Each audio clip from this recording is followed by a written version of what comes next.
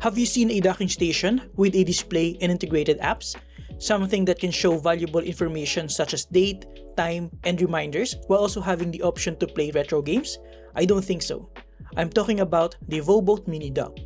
The Voboat Mini Dock is essentially an all-in-one docking station with a digital clock and a smart display with built-in apps like calendar, Pomodoro timer, weather, cryptocurrency and stocks, PC hardware monitoring, to-do list, and you can even play retro games with tons of other features including an option to code your own apps.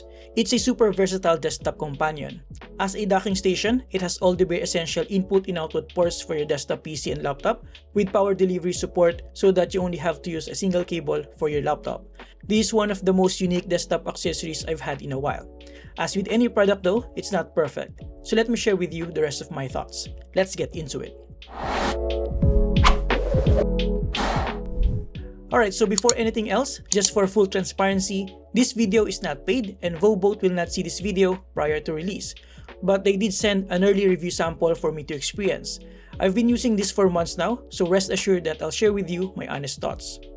I'll share with you a deep dive into the settings and an unboxing experience later, but to save you time, let's focus first on everything it has to offer before you invest your time in all the other details.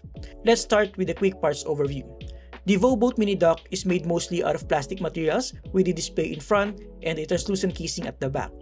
In front, we have a combination of a dot matrix display for the digital clock and a 2-inch IPS display for the integrated applications. On the left side, we have two USB 3.0 Type-C ports that support up to 5 gigabit per second speed and up to 7.5 watts charging output. On the other side, we have the USB Type-C uplink port that supports up to 5.4 gigabit per second speed and up to 90 watts power delivery.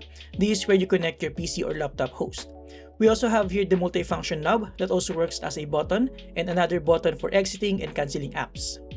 At the back side, we have another USB Type-C port, but this time it supports up to 100 watts power delivery. We also have an HDMI port that supports up to 4K at 60Hz, 1 gigabit Ethernet port, and a USB 3.0 Type A port that supports up to 5 gigabit per second speed and 7.5 watts charging output. At the bottom, we have a substantial rubber base to keep it stay in place. The Voboat Mini also supports 2.4 GHz Wi-Fi and Bluetooth 5.0 for the apps integration with your smartphone or any host device. Aside from that, it also has RGB lighting at the back, taking advantage of the translucent casing. Overall, it is a compact, portable, and versatile docking station that you can take with you anywhere or use as a static desktop companion. Alright, so with the parts overview out of the way, let's talk about its integrated apps and their features. To switch between apps, you'll have to use the button and the knob because the display is not a touchscreen. Alright, so we have a calendar, which is what I use most of the time. Then we have Pomodoro, which is a sort of timer for both productivity and a quick break. Game Emulator, which allows you to upload some ROMs and play retro games like Tetris and others. More on this later. Then we have Now Playing, which allows you to display and control your smartphone's music playback through Bluetooth. Then we have Settings and PC hardware monitoring, which allows you to show hardware statistics, though I wasn't able to take advantage of this as I'm using a MacBook. We also have Todoist for your to-do list and reminders, cryptocurrency to show your token watch list, as well as stock exchange. All of these are configurable via the web application. And of course, we also have weather, pretty straightforward. Now, most apps require you to set up via their local web application, and although this is an extra step, for the most part, the directions are pretty intuitive. Other than that, all the other settings are configurable right from the Voboat Mini Dock itself. Some of the features are undeniably gimmick or at the very least novelty, like the option to upload ROMs and play retro games.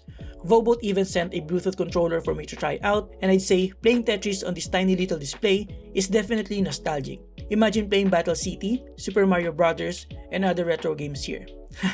But to be honest, this is more like a conversation starter feature, something that you can boast about with your friends when they come over. Now, before I share with you the things that I didn't like or the things that I think needs improvement, let's go ahead and take a look at the web application first so that you can have a bit of an idea of how to set up some of the features. The web application is local, I believe, meaning it is stored right into the Voboat Mini Dock's integrated storage. Here you can adjust the settings like time zone, configure your stock and cryptocurrency watch lists, set your Pomodoro app in terms of time intervals, location for the weather forecast, and set your Todoist. Although you'll have to do an extra step of getting a Todoist API token and set up your Todoist list on their website. Meaning, Voboat is utilizing third-party services for some of its applications. You can also do screen mirroring here, but to be honest, I didn't bother tinkering with this as again, I primarily use a MacBook. And lastly, you can upload your downloaded ROMs here for the game emulator feature. As you can tell, the web application configurations are pretty straightforward, though again, extra step to tackle. Now, while I appreciate the flexibility of the Voboat Mini Dock, it's not entirely perfect. Here, let me explain. First is the build quality. It's okay, but you can definitely observe some room for improvement, like the fairly wobbly multi-purpose knob and the rather jagged labels on the ports. Not to mention that the plastic cover for the display can easily get scratched. Thankfully, the scratches are not that visible, especially in dim environments. And since some of the applications fetch information from the web, sometimes it loads noticeably slow. Other than that, I think the Voboat Mini Dock is a good highly versatile docking station. My personal favorite here is the calendar and the Pomodoro to keep track of my productivity and short breaks. I also take advantage of the cryptocurrency feature, especially this current bull run. Now before we finish this video, in terms of the unboxing experience, what I have here is I think a non-retail packaging. But inside the box we have the Voboat Mini Dock itself, the user manual, and the USB Type-C cable. Again, Voboat also sent a compact Bluetooth game controller which is powered by a couple of AAA batteries. And there you have it guys, thank you for watching. Huge thanks to Voboat for sending this in. Again, this video is not paid and Voboat will see this video at the same time as you'll do. If you're interested in getting this will be available via their Kickstarter and Indiegogo campaign, and then later on will be available on Amazon and on their website as well. I'll constantly update the links below. Now, if you're looking for a good custom mechanical keyboard that you can tinker with, watch my review of the Nufy Gem 80 by clicking this. Thank you for watching, subscribe if you appreciate this video, and see you next time. Have a great day, Brawlies, you're awesome.